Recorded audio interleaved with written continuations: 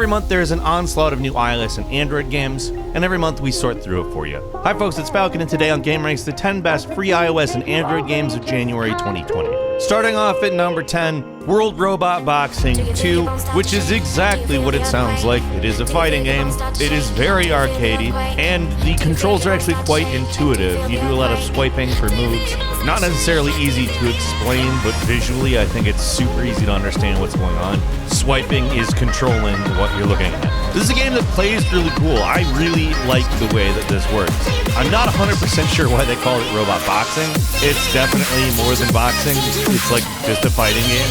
But it also gives you various RPG elements, some progression systems, and looks cool. Like, they definitely created a somewhat unique look for this, and considering a lot of robot games don't actually have a unique look, that's good.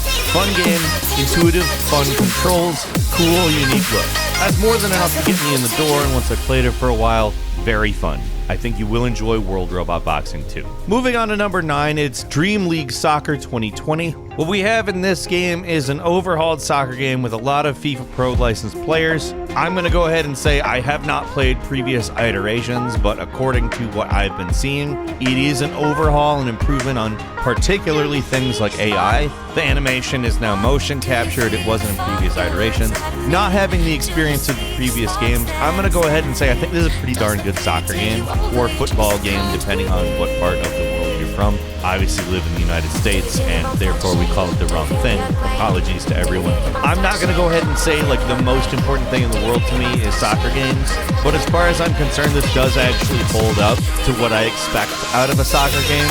I enjoyed it. I had a fun time. I'm somebody who tends to just stick with FIFA because I'm fairly satisfied with FIFA, but this works. I mean, this is a very good game. I have very little to complain about. However, I will also say I don't have a whole lot to say is particularly unique about the game either. You build a team, you play soccer, the soccer's fun.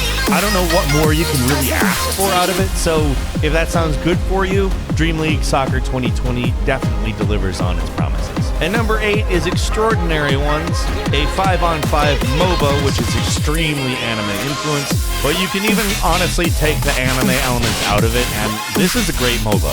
This isn't a game that overhauls the genre in any way, but it's a very good take on it. It comes off very action-packed. There's 34 heroes, they add heroes weekly, and they have various progression systems in the game, including a social progression system because it's anime, and of course they're going to put social stuff into it. But it actually has a decent means of finding players that you can, quote, make friends with, unquote. I'm not going to necessarily say you're going to make, friends for life in this game. You're probably going to make a roster of players that you're good to play Extraordinary Ones with, which isn't a bad thing. That's a good thing, actually. I'm sure there will be lifelong friends from it, but that's not my business. It's a pretty game, although if you don't really love what anime looks like, you probably won't love the visuals. It's heavily anime influenced, but I like it. Extraordinary Ones is a hell of a game. Honestly, just play it. Give it a shot if you're interested in a MOBA. And number 7 is Ark Knights, a game that successfully blends a lot of different types of things. It is a RPG, first and foremost. It is Fallout Shelter in some respects, but not a lot. You build a base, though, and you will be reminded of Fallout Shelter. And the battling is somewhere in between strategy and a tower defense game. There is nuance, but I think that it is something you will enjoy. It's oddly unique. You don't get a lot of that, but the whole package comes together really well. Honestly, a lot of these disparate elements could, frankly, suck.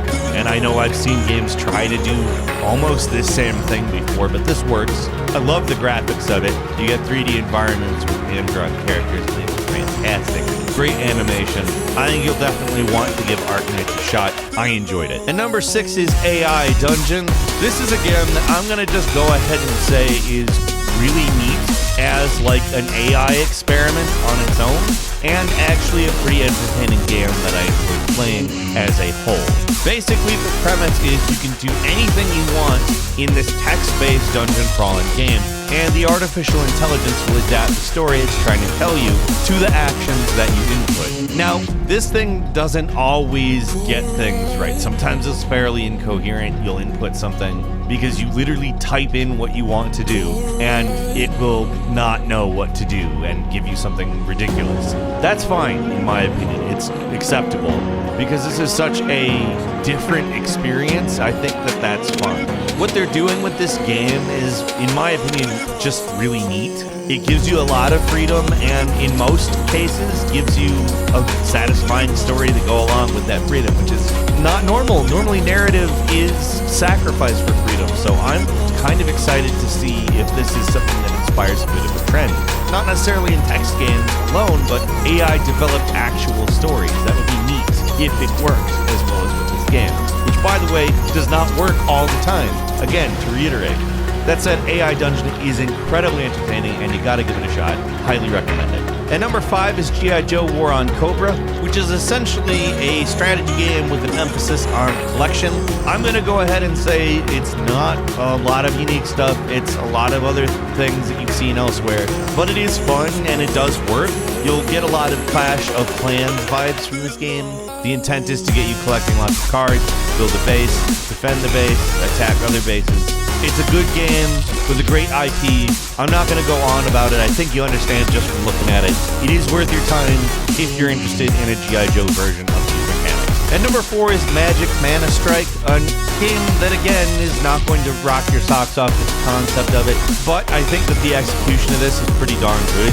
If you're familiar with Clash Royale, this is that kind of a game. It's not your vertical orientation, it's horizontal. And what sets this apart from Clash Royale itself is a lot of the options that you're able to bring in after you've played a card. You still retain some degree of control over what's going on. You get cards from defeating enemies. And what I'm basically going to say to you is, if you like this kind of game, this is probably one of the better examples out there. I enjoyed Magic Mana Strike. I'm not going to claim to you that it is something new or innovative. I am going to claim it is something good. And number 3 is Vengeance. And you're going to just flip when you hear this. A single-player RPG.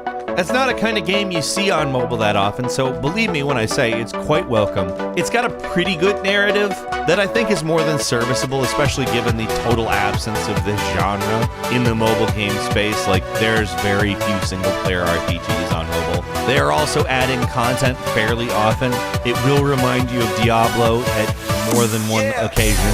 I enjoy it. I'll probably keep playing it, especially given the fact that it is in development. They are adding content. They are changing things. And in my opinion, it's something that's more than a little promising. Vengeance is a great game. Check it out. It's currently just on Android, but I'm sure it'll end up on iOS as well. And number 2 is Pico Tanks Multiplayer Mayhem. This is a game that bills itself as a 3 versus 3 tank brawler in which you get to create your own tank. It's essentially a dual stick shooter that is slow paced because tanks are not fast. And that is not to say the game is not tense. It is tense. It's cutesy, but it's tense. Honestly, this is just a really refreshing, fun multiplayer game. Honestly, I think this has staying power. It's something that is very different in the multiplayer space on mobile, and it really works well. I had a hell of a lot of fun with it. I'm going to continue playing it. I do think there is definitely going to be stuff that happens later on in this game's life cycle that makes it significantly better, because it's got a very strong base, and I think Pico Tanks is definitely worth your time. And at number 1, Warface Global Operations presents some competition to Call of Duty Mobile, and yeah, it's actually pretty good. I'll say right off, this game advertises itself as having PC quality graphics. That's kind of silly. It doesn't. It looks decent, but it's really the action that matters, and that's where the game shines. It is absolutely a great first-person action shooter with a lot of customizable character aspects, weapons aspects. It's a little more open-ended, I think, than Call of Duty Mobile. The controls are really tight, and my one complaint is that it really aggressively monetizes itself while not quite being the landmark release that Call of Duty Mobile is. And frankly, Call of Duty Mobile does less with monetization, and the thing they really could have done is beaten it in that category, and it probably would have made up for the fact that it's not quite as good. However, if you're just not a Call of Duty fan, this is well above what you would expect for just some competition for Call of Duty Mobile. It's actually really fun. The controls are really where it shines, and I think giving Warface Global Operations a shot is definitely worth it if you're interested in this kind of game. Couple of bonus games for you. First is Pascal's Wager, which is a dark fantasy action RPG. Again, it's basically a single-player RPG, which is you don't see a lot of, and it does it really competently. It's also got great graphics, good visuals, definite style to it. Kind of reminds me of the PS3 era. And Milden Tower, which is a straight-up JRPG about an invasion. I'm going to be honest, I am not super far into the story, but I have played it ways. It's got enjoyable mechanics, and it's just really going to remind you of an old-school Squaresoft RPG. It's also $9, so there's no monetization beyond the fact that you're buying the game. It's just a straight JRPG, and it's good. I like it. I'll probably beat it over time. What did you play over January on your mobile phone? Leave us a comment. Let us know what you think. If you like this video, click like. If you're not subscribed, now's a great time to do so. We upload brand new videos every day of the week. The best way to see them first is a subscription, so click subscribe, and don't forget to enable all notifications. As always, we thank you very much for watching this video. I'm Falcon. You can follow me on Twitter @FalconHero. I'll see you next time right here on Game Rings.